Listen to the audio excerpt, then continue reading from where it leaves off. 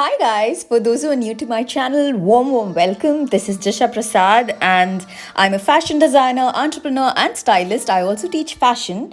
I have my label under the name Jisha Prasad Atelier and I also share my teachings on Jisha Prasad illustration.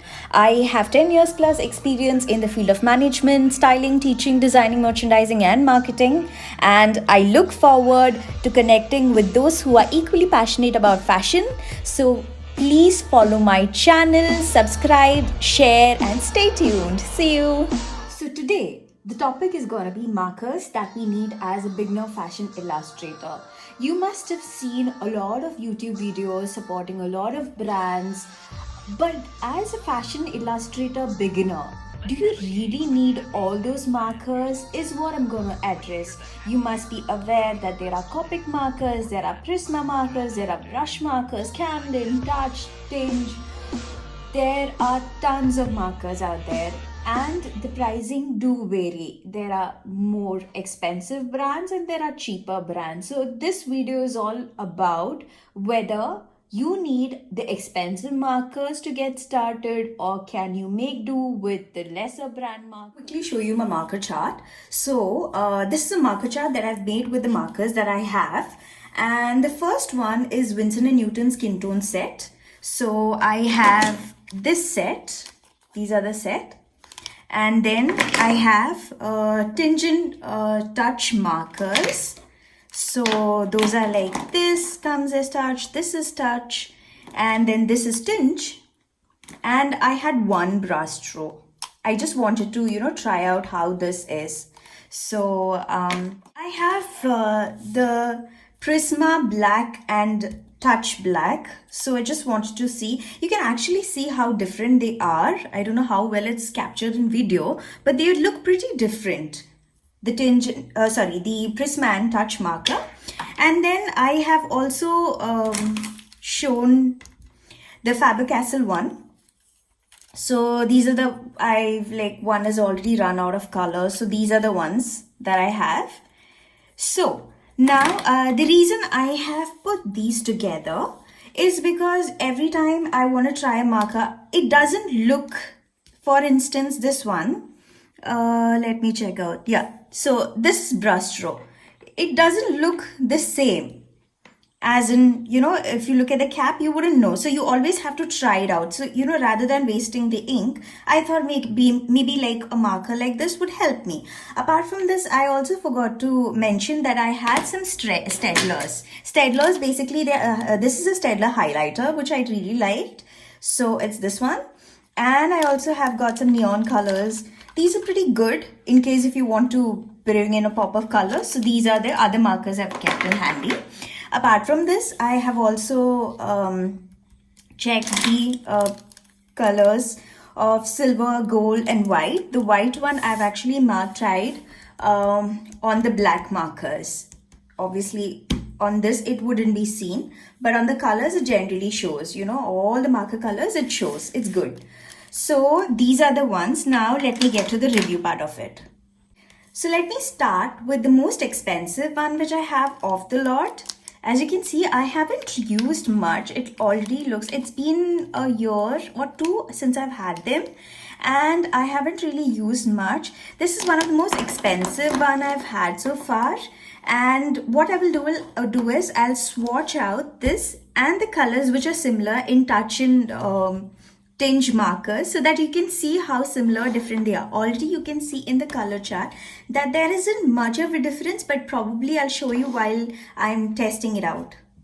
So the first one I'm going to start is with this, the Winston & Newton and the touch. So the touch one is YR21 terracotta, which is this color. And I'm going to compare it with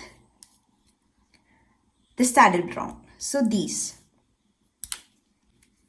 So this is the Winston & Newton brush. So as you can see, it's this kind of a marker edge, tip. It's this kind of a tip. And I prefer the broader side always for the touch markers.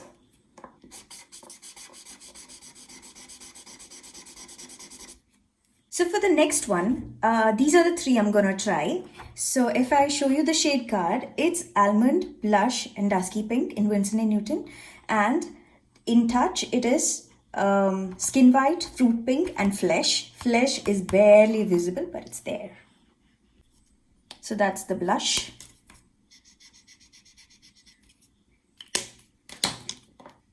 This is the Almond. So the thing with markers is that, you have to wait for their actual color to, pop up on the page. This is not even a marker paper. It's just an ivory sheet. It's just for trial that I've taken. But it is ideal to use a marker paper. But these are friendly for most of the surfaces. This one was Dusky Pink. And so this is 131 Skin White. Like I said, I always prefer the broader edge.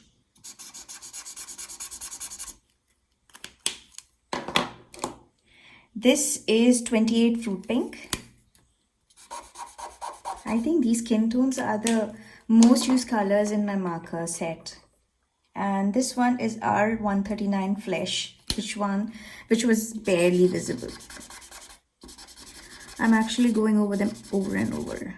So in a while, I'll show you how they look, after they dry. So like I said, so let me just quickly jot down. This is Winston & Newton. Sorry, this is Winston & Newton and this was Touch.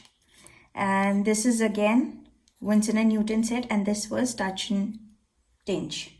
So the next one I'm going to try is Winston & Newton, this shade, which is this one. This is for the darker skin. And I could not make up my mind which I wanted, so I'm choosing both. So Tinge, we're going to try these two shades and this one from Winston & Newton. So this one is called Burnt Sienna from Winston & Newton. And I have taken the Tinge markers.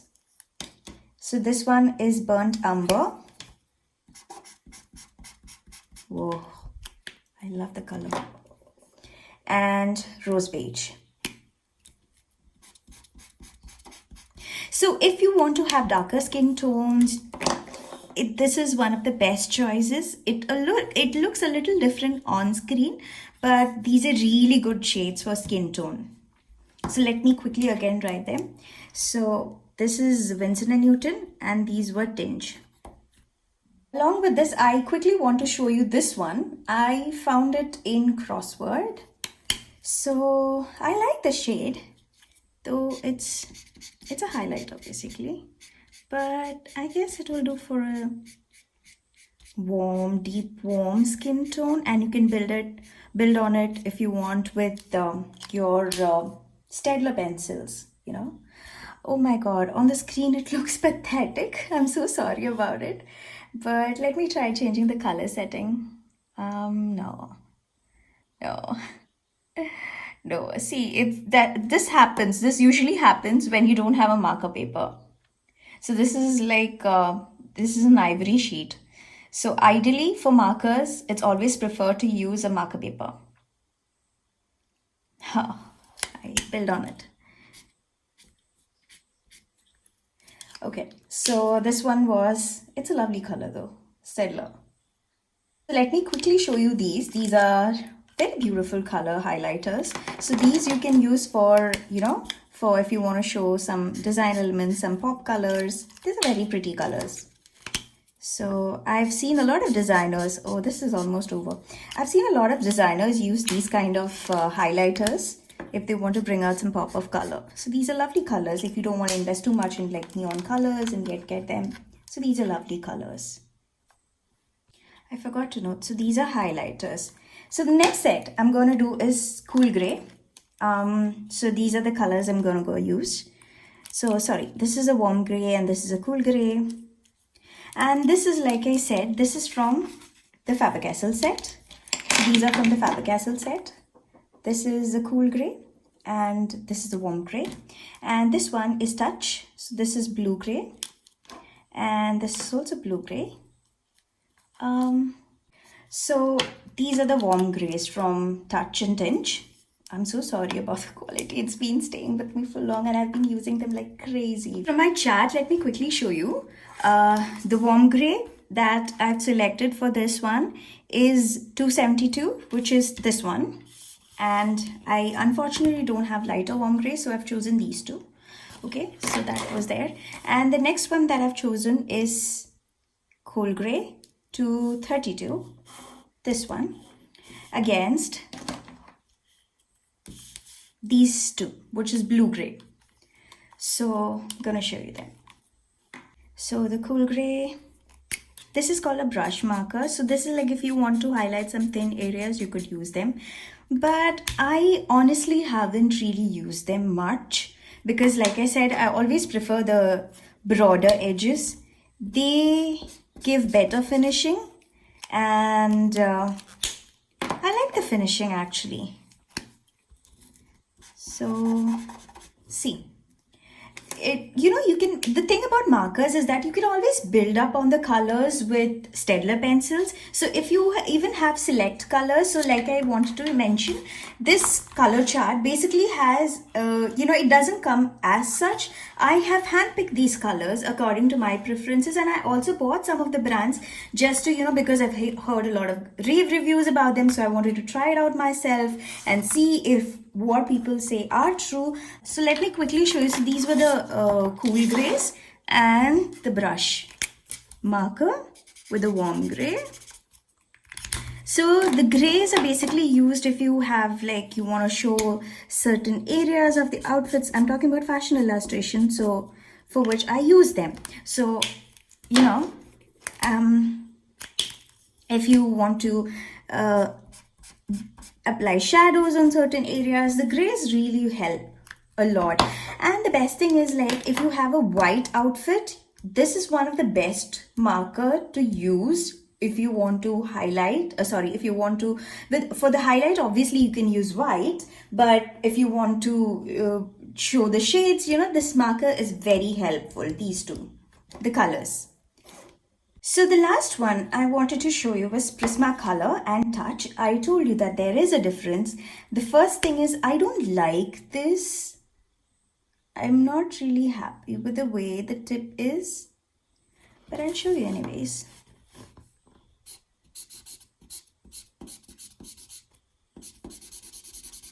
So this is the Prisma color black. Okay, and this is the touch black, which is shade 120. I like the black. This is more like a dark gray, like a super warm gray, but I like this. This is like more of a cool gray. I wouldn't say they are perfect blacks, but then I think it's adjustable. So I've made this chart. I've also used some permanent markers to show you how they are. So these are the ones that I showed you right now. And Camlin marker I have, like the panda. I don't like this one though. This is the blackboard marker, the Camlin marker. So I guess this one, but it's not really friendly. I don't prefer that.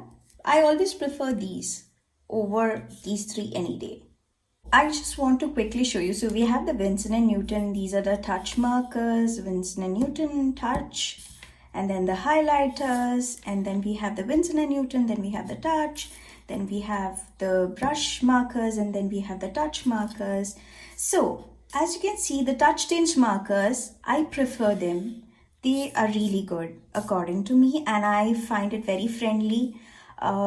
This is again something that as a beginner, these are very friendly brushes to use, very friendly markers to use.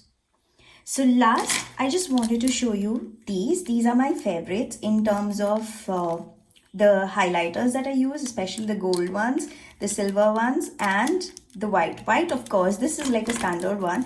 So in case if you don't know, there are like, it comes in different sizes, the nib. So this one's, as you can see, it's 8, the jelly roll.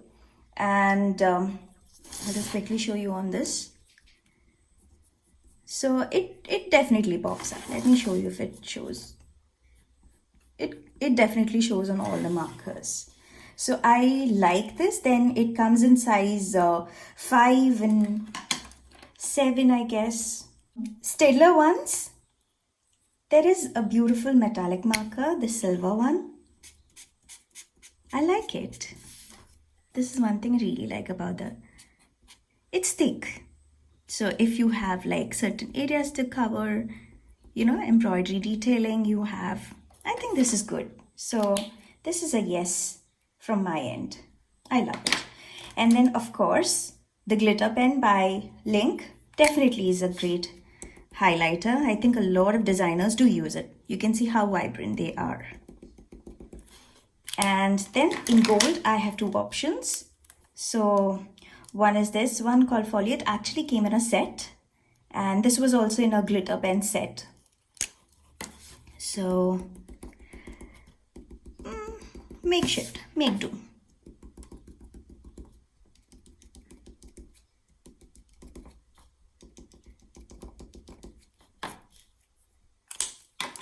And this one, like I said, the folia ones, these are like options, not a big fan of it.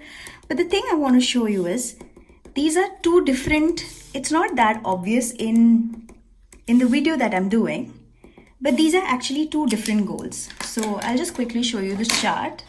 That's the reason I made this chart. So the silver one is my preference. I showed you, I tried other two, but I didn't like them, so I haven't included them. So as you can see, the first one is cello, which is this one. Okay, so the first one has gold more and the second one has yellow more. So that's why I swatched them both. I'll just quickly show you here too. So the cello is, it's quite, it's visible even, as you look at it. So this has yellow more.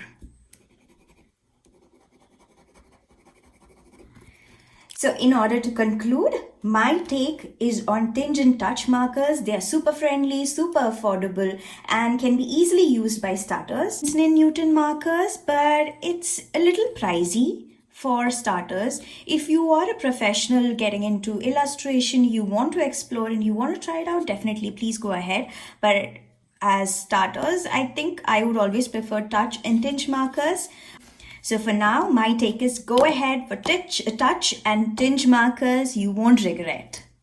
So now it's the question time. I've actually prepared a questionnaire on behalf of you guys, and I would be answering them one by one.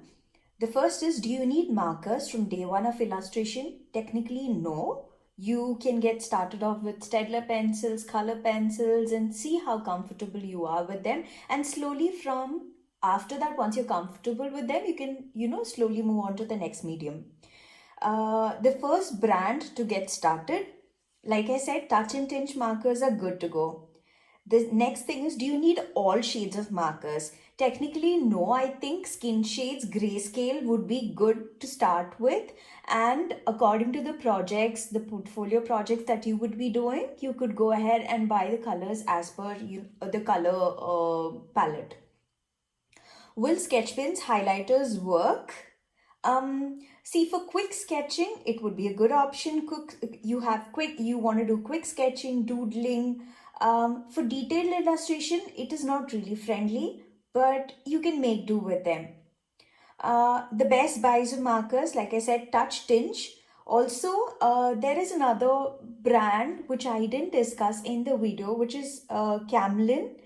It's called the brush marker. You can use those markers as such. You could also dilute it, as in you can swatch it on your color palette, the plastic color palette, and with your brush you could dilute it a bit and use it as watercolor. So it's a dual purpose. So you could directly use it as the brush marker itself, or you could dilute it and use it as a watercolor. So there are two companies. One is Camlin, the 24 set is a good to go, and the next one is Dom 24 set. It also has gold and silver, so that is also a good to go. So that's it, guys. I hope you have found the information useful. I've given you the entire information I had regarding markers. As beginners, what's required for fashion illustration. Please do leave a comment below whether you found it useful or not. Don't forget to like, share, subscribe. Keep watching. Thank you.